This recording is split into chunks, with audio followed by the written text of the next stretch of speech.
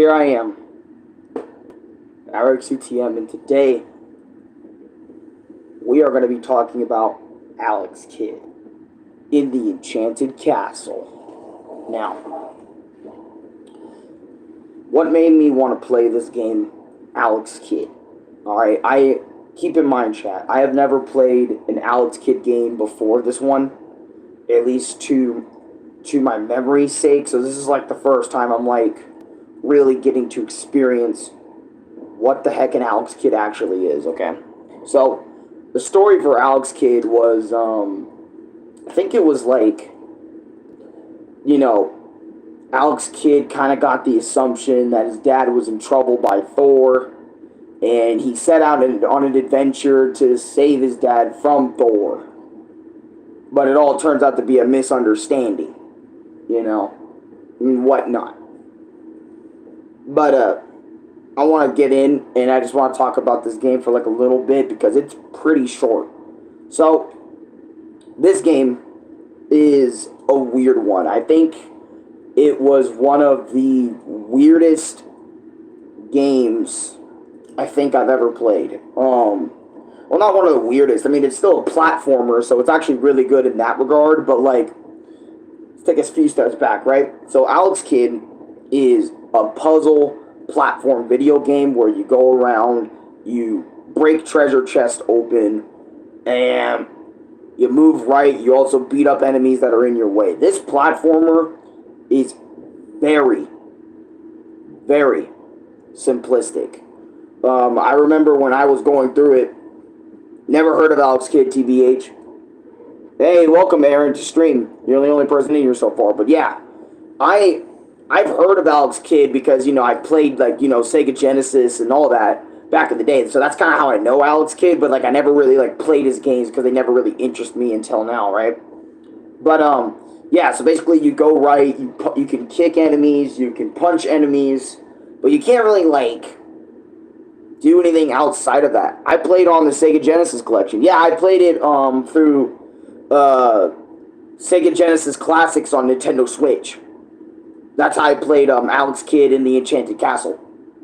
But anyways, so, yeah.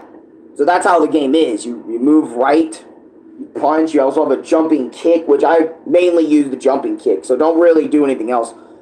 Sigma Candy, welcome to stream. Yeah, but mainly use your jumping kick, because you get the jump and you also get the kick at the same time, so it's actually really good. Good move to pull out to get chests and whatnot throughout the level.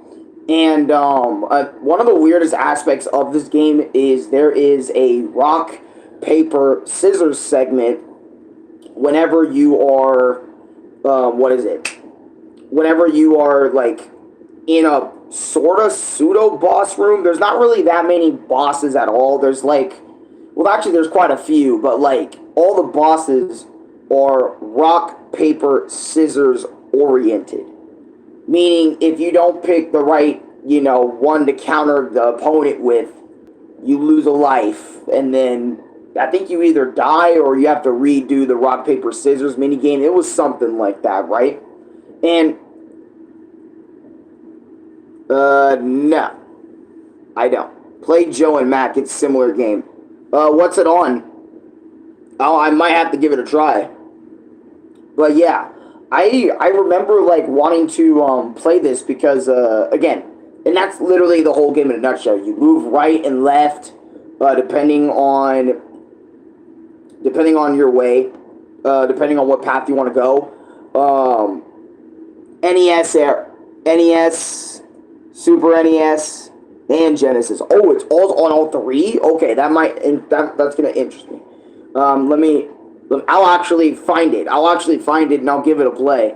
Hopefully, it's on Nintendo Switch. Can you figure out if that's on Nintendo Switch? Because I've been down to play a lot of these retro stuff on Nintendo Switch. But anyways, back to what I was saying about Alex Kidd, right? I might do another one today as well, because I want to talk about also some other Sega Genesis games, because I actually really like it, like Sega Genesis and whatnot. But, actually, no, I'll do another video, but it's for a completely different game. It's like Dragon Ball Z or something. Well, yeah, it's Dragon Ball Z. I'm going to do one on Raging Blast 2. But anyways, as I was saying,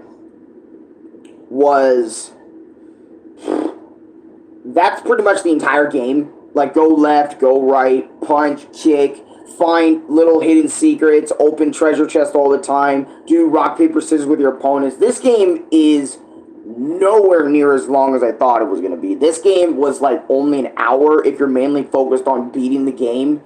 And I remember playing it last night because I bought the Sega Genesis Classics collection where it has over 50 games in it. And I was like, you know what?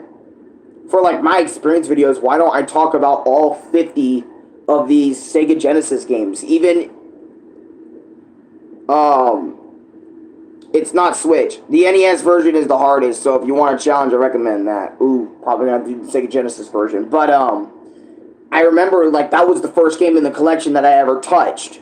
And I was like, yo, let's play Alex Kidd. I've heard of him before, never really gave him a try, and you know, once I put that game in and played him, I actually was having like a genuine good time, especially when we got into the Enchanted Castle where there was a lot of puzzle-based rooms in there. And I was like, man, this is more puzzly than any of the other levels in this game. Because every other level in this game, yes, you're platforming, but like there's also this one where you're like in a little plane, you have to shoot shit, kind of like some Mario Land stuff.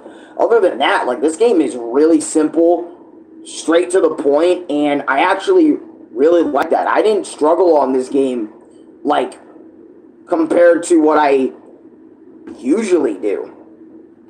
Like, I was surprised because, you know, every game I play, you know, it apparently has this tendency to get me mad. And it's like when I played Alex Kidd over here, this simplistic ass game over here, I mean, I was getting a little mad in this one section with this falling lantern thingy, and then like this that little area where I had to make it past this little crevice area before that little thing like hits me or reaches down to the bottom where I had to restart the whole room. That bit was annoying, but other than that, like everything was pretty damn simple, and I really enjoyed my time with Alex Kidd in the Enchanted Castle.